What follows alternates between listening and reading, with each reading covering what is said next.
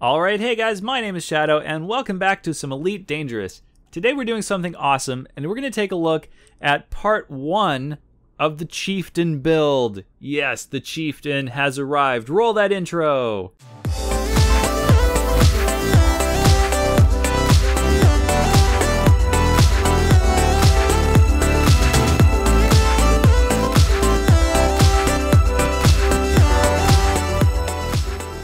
So we're here in the hangar bay of Tanner City, and we're going to take a look at all of the things that we like to take a look at in part 1 of ship builds. Because ship builds are back, and as all you guys know, in part 1 of ship builds, that's what we do, because there are 2 parts to these videos.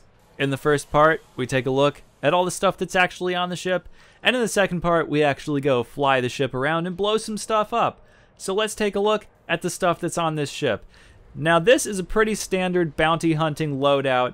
It's not going to be incredibly amazing, but it's going to be all around pretty good performance. You won't have too many deaths if you go with this loadout, but it's also not going to be super amazing. We will have a super amazing build coming up in the future for this, but for right now, it's your all-around standard bounty hunting loadout. Let's start by taking a look at the core internal materials.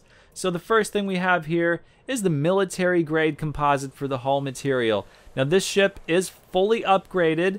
Almost everything on it is upgraded to grade 5, which we did live on the live streams. All past ones of those where we did this. You guys can go watch them. They're in a playlist, and if they're not in the playlist, I'll put them in there before I post this video. So they'll be in the playlist by the time you guys see this video, so that's fine. Anyways, most things on this ship are upgraded to grade 5. However, there are 1 or 2 components that are not, and we'll explain that when we get to them. But for right now, let's take a look at the core internal components, which are all upgraded to the max that they can be upgraded to. So, military grade composite. We have grade 5 heavy duty armor on this, which basically boosts the hull, and it also lowers the resistances slightly. However, we also have an experimental effect called deep plating, which also boosts the hull a little bit more than just heavy-duty armor by itself. The downside is it lowers the resistances a little bit more.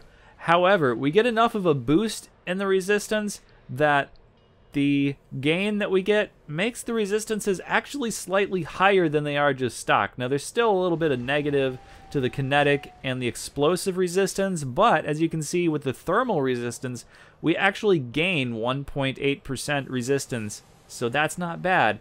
Now, the resistances for kinetic and explosive do go down a little bit. Like, they get better, although they're still negative, so I guess they've gone up, actually, but they're still in the negative, just not as much as they would be stock. So that is the modification that we've got on the military grade composite. The next thing we have is the 6A power plant. Now this is upgraded to grade 5 overcharged.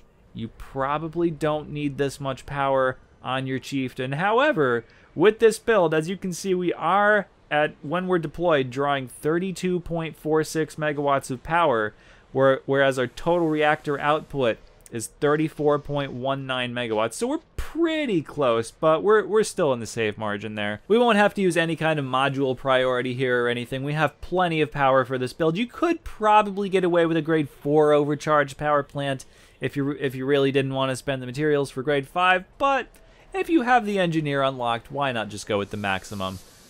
That's what I think anyway. So the next thing we have here are the thrusters, and of course the 6A thrusters are upgraded to grade 5 dirty drive tuning, and what we have on these is an experimental effect called drag drives, and as you can see here it says removal of safety protocols in controller software to increase drive thrust output at the cost of additional heat generation. Basically what that amounts to is it makes the ship go faster. So as you can see, our top speed with this ship is 371 meters per second with a top boost speed of 532 meters per second. This ship is very fast. Now, it's not quite as fast as the Imperial Clipper, but it's still pretty fast. It's faster than the Python. I gotta give it that. It's a little bit faster than the Python, but it's still not as fast as the Clipper. But that's okay, because we don't need it to be as fast as the Clipper. We just need it to be cool and have guns and look awesome and do stuff. Yes, that's pretty much the point of this ship. It looks awesome, and it has a nice amount of weapons. I like the amount of weapons, which we'll talk to when we get to the hard. We'll talk about when we get to the hard points. And I forgot to mention what the experimental effect was on the power plant. That is called thermal spread, and basically what that does is reduce the heat output of the overcharged power plant, which is good because overcharged power plants tend to generate quite a bit more heat than your standard power plant. As you can see, it actually generates 12.5% more heat, but that's including the thermal spread experimental effect. So that's what we're getting with that. So yeah, you might want to go with that. It's not that bad. So yeah, cool. Next, we're going to talk about the frame shift drive.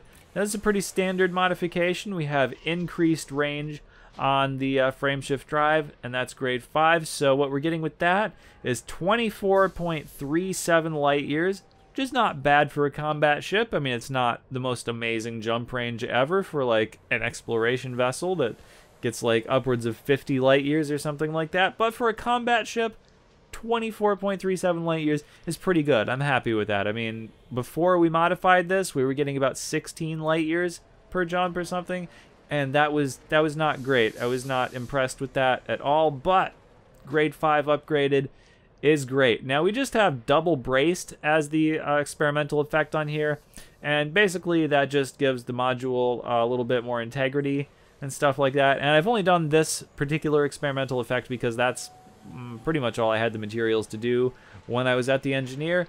There are other experimental effects you can do, so yeah. But anyways, moving on, we have the 5D life support because, well, D is the lightest weight class, and this is a combat ship after all.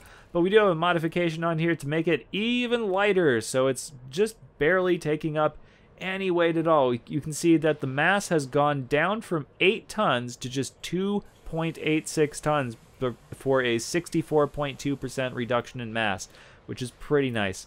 So this module is barely taking up like any mass. Like it's barely part of the ship at all. Next, let's take a look at the 6A power distributor. And the 6A power distributor is the same distributor that stuff like the Python uses, and that's pretty good. I like the big power distributor on this. That indicates that this ship is designed to handle some serious weaponry.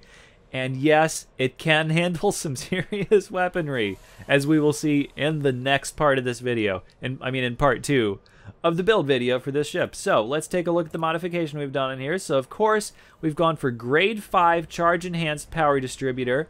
Now for grade 5 charge enhanced distributor, you do need a material called an exquisite focus crystal, and that used to be something that was kind of difficult to obtain as it only came from mission rewards and stuff like that, so it was kind of rare that you would get those. I mean, they weren't impossible to get or anything. There was actually a time when they were impossible to get.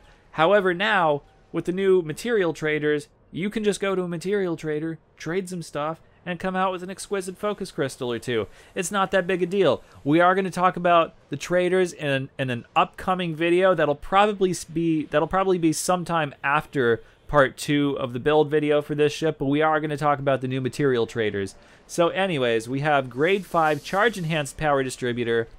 That of course gives us some awesome recharge time, and then the experimental effect that we have on this is called super conduits, and basically what super conduits does is make the recharge time for these capacitors even better at the cost of reduced capacity for your capacitors. But that's okay, because the recharge time is really the important factor here. You want to be able to fire those efficient beam lasers. Ah, I gave it away. We have efficient beam lasers, as if you guys hadn't guessed that already. But what you want is the best recharge time you can get. Capacity is really not a factor as long as you're recharging. We're never going to recharge as fast as you're firing all the beam lasers, but we can approach recharging as fast as we fire. So yeah, that's really what we're going for, is the recharge time there. Now the next component is the 4D sensors. Now I've gone for D because it's the lightest weight class, and then the modification we've got in here is grade 5 long range scanner, and I don't think that there was actually an experimental effect available for this, or if there was, I didn't have the materials to do it, but I think there just wasn't an option for that. Don't quite remember. But you guys watching the live stream who were there when I did this, well, you can leave a comment down below and let me know if there was. Or if you do the long-range scanner modification. Is there an experimental effect for this? I don't remember. Anyways, you can see that the normal range that you can pick stuff up at is about 5 kilometers, but this extends it to 8.27 kilometers. Now, when you're actually out bounty hunting with this thing, like in a resource extraction site or something, I've noticed that the actual range that you can detect stuff up to is about 12 kilometers away, which is awesome. I have detected stuff 11, 12 kilometers with this, and we did so on the live stream, so there is documentation of that. On the live stream that we did right before this video, you can go watch it, and you can see that for yourself. That one was pretty much all bounty hunting, and it was awesome with this ship. So while there will be a part 2 of the build video for this ship, you can already go and watch the VOD of the live stream and see how this thing works for like 2 hours. It's pretty awesome. It's pretty awesome. Now, the only other thing in here is the 4C fuel tank. And, of course, it's a fuel tank. It's not going to... We're not really going to change it. That's just there. All right, next, we're going to take a look at the optional internal components. And we're going to start by looking at the shield generator. Now, the shield generator is one of the components that is not completely upgraded. It's not upgraded to grade 5. And that's because, well, the shields on this ship suck. They really suck. So you can see at grade 4, the shield strength is only 729.7 megajoules. And had we gone to grade 5, it would barely have even reached 800, which is still not great, even at 800. Ick. The shields on this ship are garbage. They're not great. So I didn't have immediately the materials to go to a grade 5 upgrade on the shields. So I just left it a grade 4 because of that reason. But we do have a grade 4 upgrade of reinforced shields on this ship. I didn't bother putting an experimental effect on here because of the same reasons. But with this, that's even with the grade 4, that is what's getting us 729.7 megajoules. So it's not that impressive of a thing to have upgraded shields on. And that's even the largest shield generator we can put on this. So if you were hoping to shield tank with this ship, no, it's not great. The hull is decent on this ship. I think I didn't actually mention what the hull strength was, but the hull is decent. It's about 1,300 hull strength. Not that bad for a ship this size, I think. It can take a couple of hits. Your shields are probably going to go down at some point, so you want to have good hull on this ship. Yeah, so anyways, the next thing we have here is the 5A fuel scoop. Now, I've been traveling kind of long distances in this ship to do all those upgrades at the engineers and stuff, so that's why we have the fuel scoop in here. If you're jumping to any, like, multiple number of systems, you definitely want to have a fuel scoop. However, if you're just going to be bounty hunting in, like, 1 or 2 systems that are in close proximity or something, what you probably want to do is go in here and switch that out for a collector limpet controller. And you could probably even switch that out for a 5C collector limpet controller. And you can see we have plenty of power to run that thing, although it is going to weigh a little bit more than the fuel scoop, so it's going to slow you down slightly. You're going to go down to 30. You're going to go down to 369 meters per second, and it's going to go, your boost is going to go down to 529 meters per second. So that's only a loss of about 2 meters per second if you go with the 5C collector limpet controller.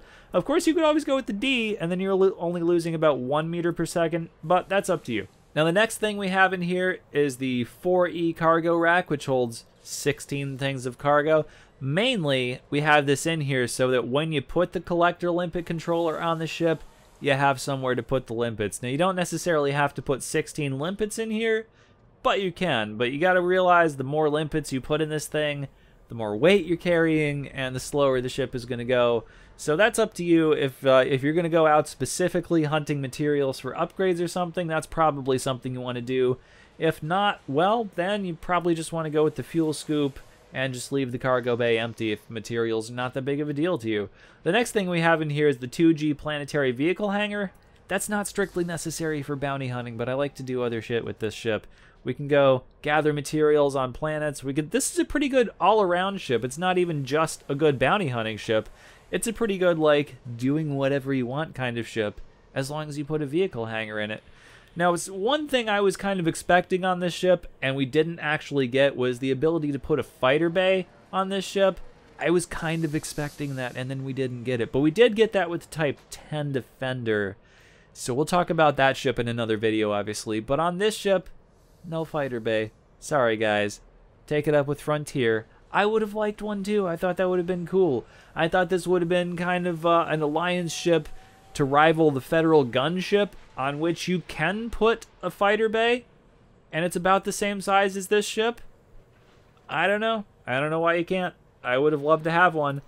Now, we have another cool component on here. We have the Advanced Discovery Scanner, which you definitely, absolutely, mandatorily need for every build. And everybody who says this is a waste, no. No, I'm sorry. I love my Advanced Discovery Scanners. And you will not take them away from me, sir. You will not.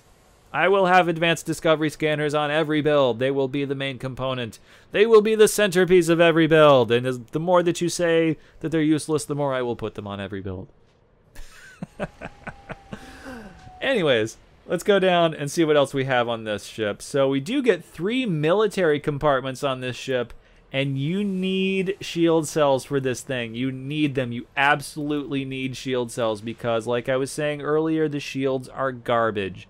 They are just garbage. You need shield cells to keep them from going down. Oh, but here we can see the hull integrity. It's 1382.3, which is not bad. Which is not bad. I'm pretty happy with that hull integrity.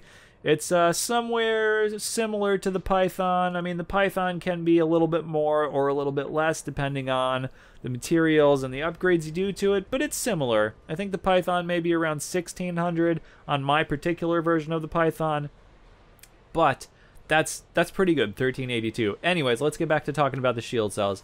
Now, there are 3 4A shield cell banks on this particular build, and they all have the same upgrade. So let's take a look at that upgrade, and it is grade 3 specialized bank, and they all have the same grade 3 specialized. You want to use specialized, and you want to not use rapid charge. Rapid charge does just exactly what it sounds like. It just runs that cell through faster to make your shields recharge faster. However, what that does is build up way more heat.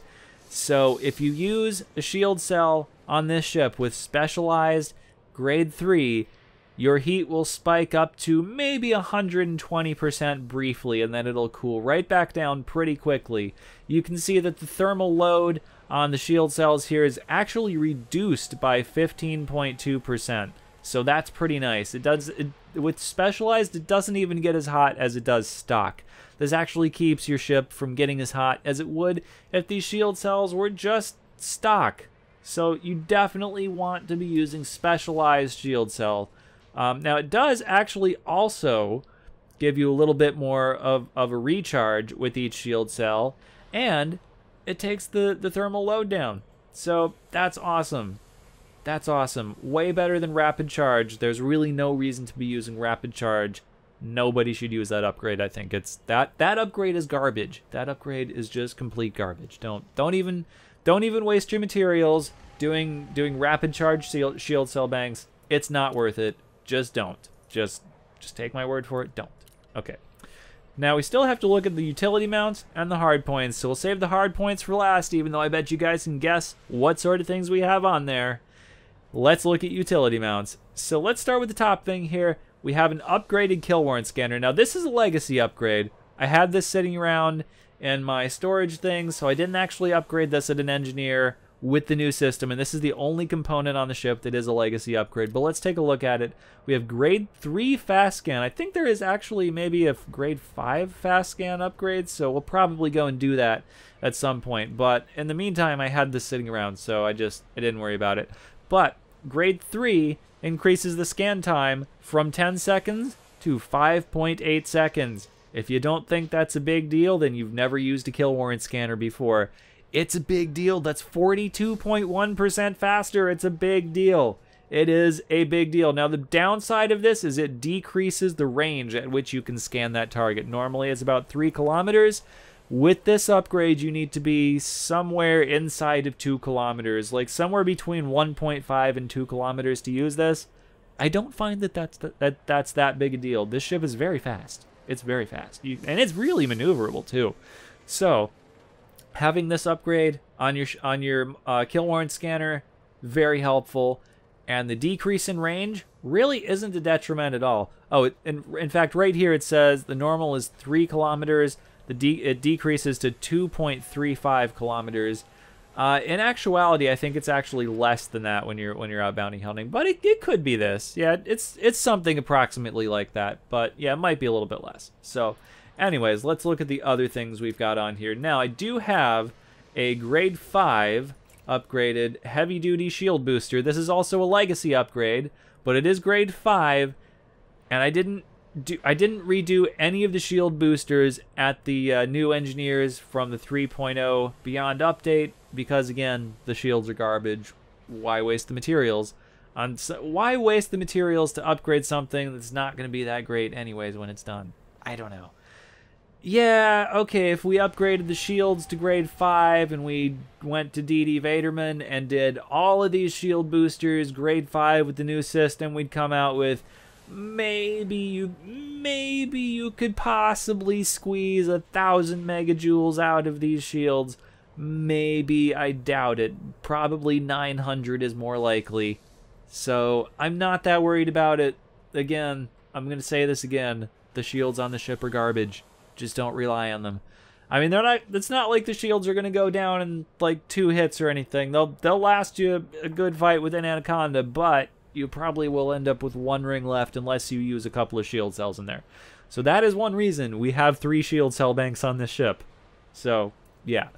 Anyways, as you guys know from previous updates in this game, the shield boosters don't actually stack in shield boostingness the way that they used to. There are diminishing returns now. So I've only done 1 heavy-duty booster, and the other 2 boosters are resistance augmented. Now, they're only grade 3 augmented because, again, I wasn't really that bothered about it.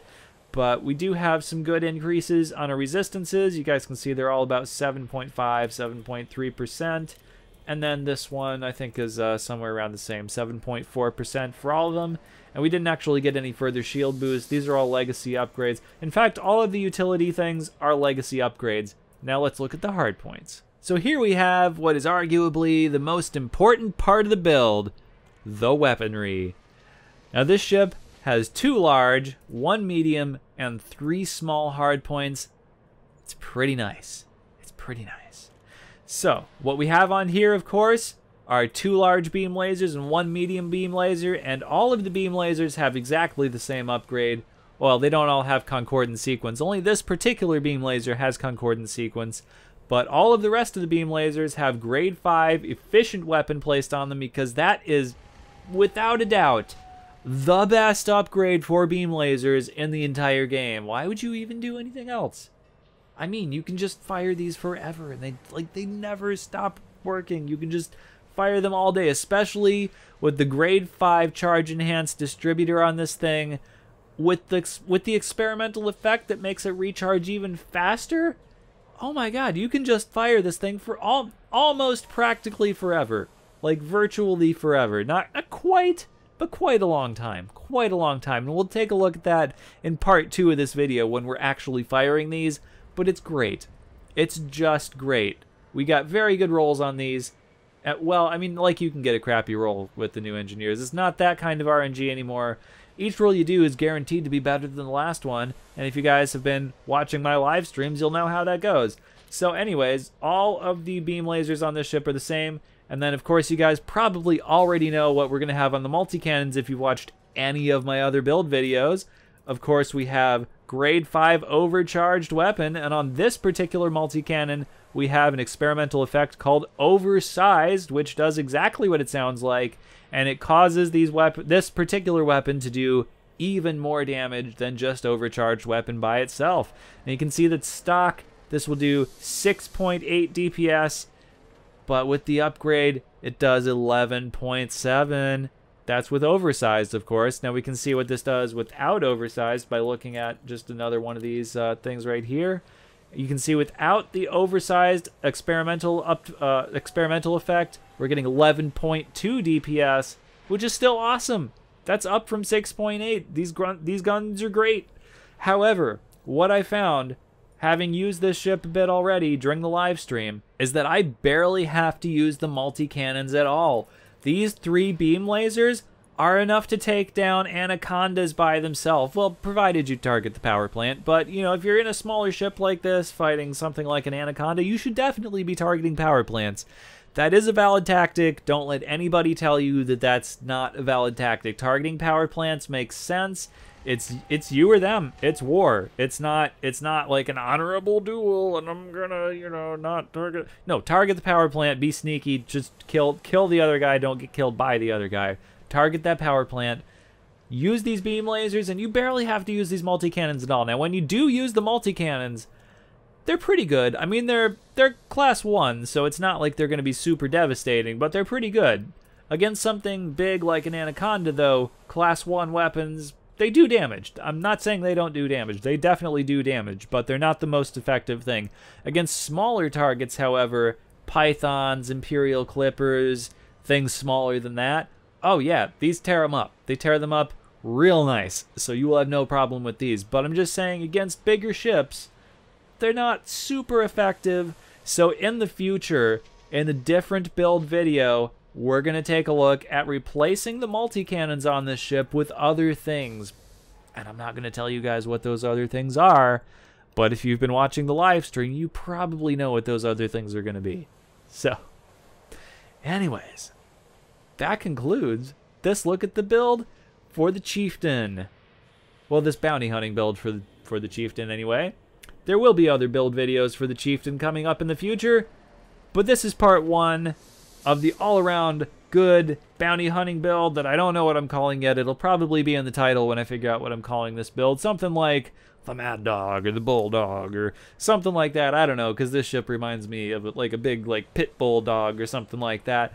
Anyways, that's going to conclude this video, guys. I hope you guys enjoyed it. Let me know what you thought down in the comments. Leave one down there. That's what they're for. Hit that like button, hit that subscribe button, all that kind of stuff. You guys know what to do with all the videos on YouTube. Everybody says all that stuff. You guys know what to do.